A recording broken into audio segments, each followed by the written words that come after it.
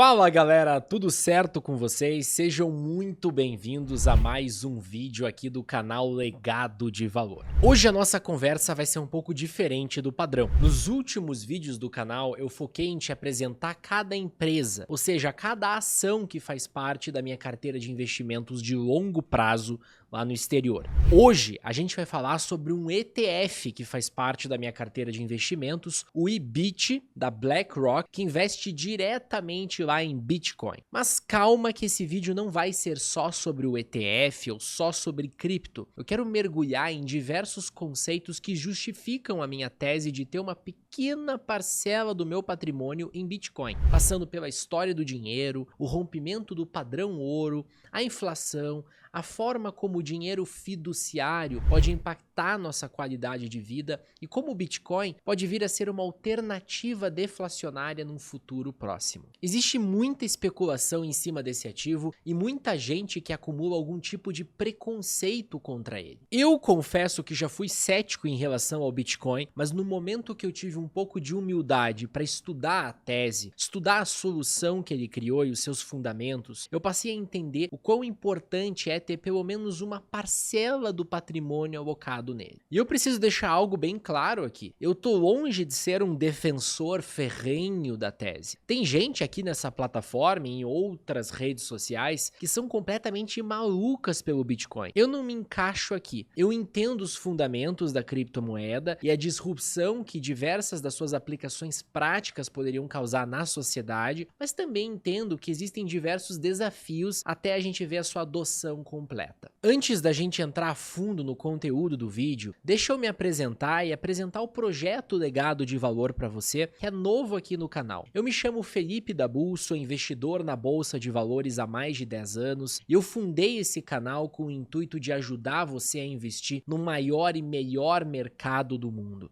o mercado americano. Ao longo dos últimos anos, eu estudei tudo o que eu podia sobre as ações de boas empresas. O que faz uma empresa ser excepcional, como encontrar empresas assim diante de tantas oportunidades listadas na bolsa, como montar um portfólio extremamente bem diversificado com várias dessas empresas e qual é o melhor momento para comprar as suas ações. Aos poucos eu fui esboçando o que seria a minha filosofia de investimentos. Regras bem definidas que me dariam um direcionamento claro do que fazer em qualquer situação, em qualquer ambiente de mercado. Se você é novo por aqui, eu recomendo muito que você assista aos vídeos introdutórios que eu publiquei no começo desse canal. Ali eu explico em detalhes toda a minha filosofia de investimentos, incluindo o conceito de EGRs, empresas geradoras de riqueza. Eu também já publiquei 16 vídeos explorando cada uma das empresas que eu tenho na minha carteira de longo prazo, abordando a tese de investimento de cada uma. Mas a minha carteira não é feita só de ações. Eu também tenho ETFs. Atualmente são 3 e um deles, que é o que a gente vai ver nesse vídeo, é o IBIT. Eu acredito que esses ETFs vão desempenhar um papel essencial na minha carteira de investimentos, potencializando os meus ganhos e acelerando a minha jornada até minha independência financeira. Para quem não sabe, o meu objetivo é alcançar um patrimônio de 10 milhões de dólares investidos nos próximos 20 anos. Hoje eu já tenho aproximadamente 120 mil dólares investidos, todos os meses eu aporto mais dinheiro. Parece um objetivo muito ambicioso e até inalcançável, mas a verdade é que com a ajuda dos juros compostos e com muita disciplina, acaba sendo uma meta extremamente factível se boa parte das minhas teses de investimento aqui se concretizarem. O mais bacana é que eu vou documentar absolutamente tudo para você. Toda semana eu pretendo postar um vídeo aqui com atualização da minha carteira, sem contar todo o conteúdo educacional e informativo que eu quero trazer para você. Então não deixa de se inscrever aqui no canal e não esqueça de deixar o teu like nesse vídeo para me ajudar a propagar esse conteúdo aqui dentro da plataforma. Sem mais enrolação, bora pro conteúdo do vídeo. A primeira coisa que você precisa entender antes de falarmos do IBIT em si é o conceito de ETF. A sigla ETF vem do termo em inglês Exchange Traded Fund, ou seja, é um fundo de investimento negociado na bolsa de valores, de maneira muito semelhante a uma ação. Ao invés de você comprar cada ativo individualmente, seja uma cesta de ações, títulos ou até commodities, você compra cotas de um fundo que já contém ou replica esses ativos. Quem administra o fundo é uma gestora que se encarrega de seguir o índice ou o objetivo de exposição daquele ETF. Isso simplifica bastante o processo de investimento, porque você ganha acesso instantâneo a uma carteira diversificada com uma única compra. Por exemplo, no mercado brasileiro, a gente tem ETFs como o BOVA11, que busca replicar o desempenho do Ibovespa, o principal índice da Bolsa Brasileira. Ao comprar cotas do BOVA11, você está na prática investindo nas maiores empresas listadas na B3, como a Petrobras, a Vale, o Itaú, VEG, entre outras, sem precisar comprar as ações individualmente. Outro exemplo é o ETF Small 11, que segue o índice de Small Caps, ou seja, empresas menores da B3 com potencial de crescimento no mercado brasileiro. Já no mercado americano, as opções de ETFs, elas são praticamente infinitas, porque os ETFs são muito mais populares por lá. Por exemplo, o SPY e o VOO replicam o S&P 500, que representa as 500 maiores empresas dos Estados Unidos. Esses ETFs são amplamente utilizados por investidores que querem ter exposição ao mercado americano de forma prática e eficiente. Outros ETFs populares nos Estados Unidos incluem o QQQ,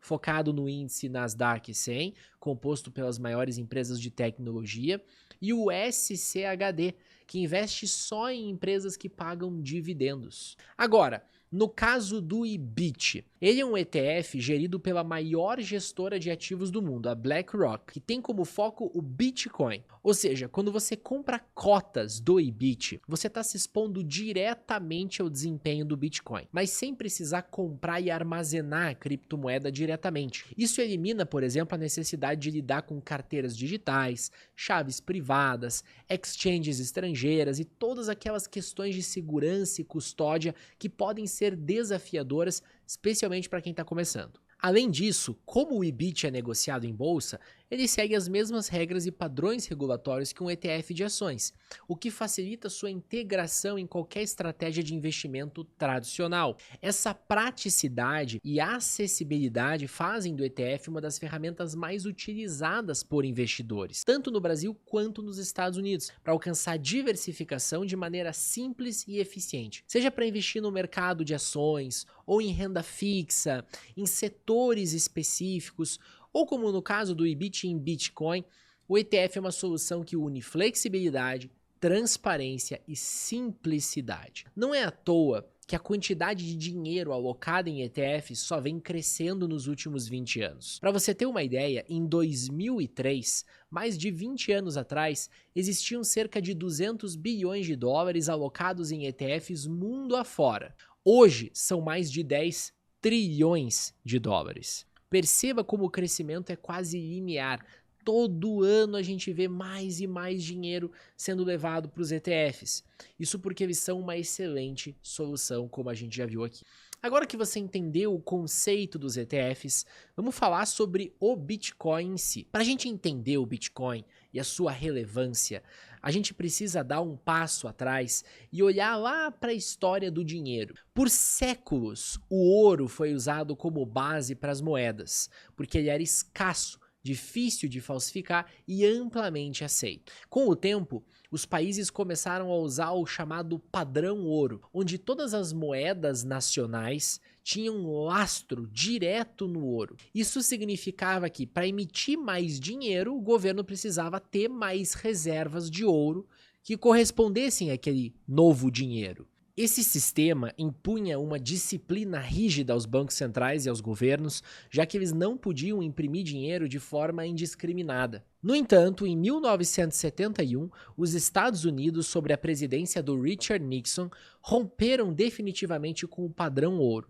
Desde então, o dólar, assim como as demais moedas que eram lastreadas no dólar, passaram a ser fiduciárias, ou seja, seu valor depende unicamente da confiança que as pessoas têm na capacidade dos governos e bancos centrais de gerir a economia. Isso trouxe mais flexibilidade para políticas monetárias, mas também abriu espaço para a expansão descontrolada da base monetária. Governos e bancos centrais agora podem imprimir dinheiro para resolver crises econômicas, financiar déficits e estimular o consumo. E aí que começa o problema. Com mais dinheiro em circulação, os mesmos bens e serviços passaram a ser disputados por um volume maior de moeda, gerando inflação. A inflação é muitas vezes chamada de imposto invisível, porque ela corrói o nosso poder de compra de forma quase imperceptível, mas contínua. Então, todo ano a gente vê um pouquinho de inflação. Passados vários e vários anos, você tem bastante perda de poder de compra acumulada. Você já deve ter ouvido histórias de como décadas atrás era possível comprar muito mais com a mesma quantidade de dinheiro. Isso acontece porque ao longo dos anos os preços sobem enquanto os salários nem sempre acompanham o mesmo ritmo. Como resultado, o trabalhador médio acaba perdendo poder de compra. Mais do que isso, o sistema fiduciário muitas vezes favorece os grandes detentores de ativos, como ações, imóveis ou negócios próprios, que conseguem absorver e até se beneficiar da inflação, enquanto o cidadão comum, que depende de um salário fixo, vê o seu dinheiro se desvalorizar. A título de curiosidade, e até para a gente exemplificar o que eu estou falando aqui, peguemos aí o preço médio de uma casa dividido pela renda média anual nos Estados Unidos. Em 1985, 40 anos atrás, uma casa padrão custava cerca de 3,5 vezes o valor da renda anual média. Em 2022, menos de 40 anos depois, é necessário quase 6 vezes a renda média para comprar o mesmo imóvel. Essa dinâmica tem impactos profundos na qualidade de vida. Desde o rompimento do padrão ouro, indicadores como salários reais ajustados pela inflação mostram estagnação ou até retrocessos em várias economias desenvolvidas.